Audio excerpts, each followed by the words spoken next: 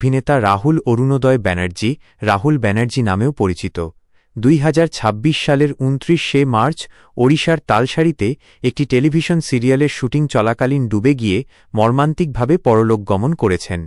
ঘটনাটি সংক্রান্ত মূল বিবরণ নিচে দেওয়া হল। মৃত্যুর কারণ প্রাথমিক ময়নাতদন্তের প্রতিবেদনে জানা গেছে যে অভিনেতা পানিতে ডুবে মারা গেছেন এবং তার ফুসফুস ও পাকস্থলীতে উল্লেখযোগ্য পরিমাণে বালি ও লবণাক্ত পানি পাওয়া গেছে। ঘটনার বিবরণ তালসারি দীঘার কাছের সমুদ্র সৈকতে ভোলেবাবা পার্ক করেগা শো-টির শুটিং করার সময় রাহুল ডুবে যান।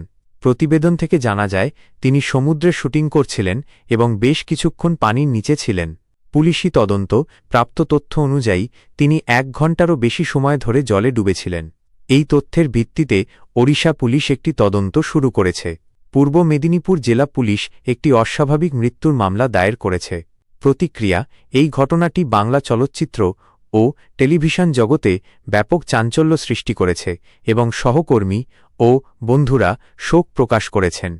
পটভূমি রাহুল ব্যানার্জি টলিউডের একজন পরিচিত মুখ ছিলেন, যিনি চলচ্চিত্র এবং টেলিভিশন উভয় ক্ষেত্রেই তাঁর কাজের জন্য পরিচিত, যার মধ্যে তাঁর প্রথম সফল কাজ চিরদিনই তুমি যে আমার 2008 অন্যতম।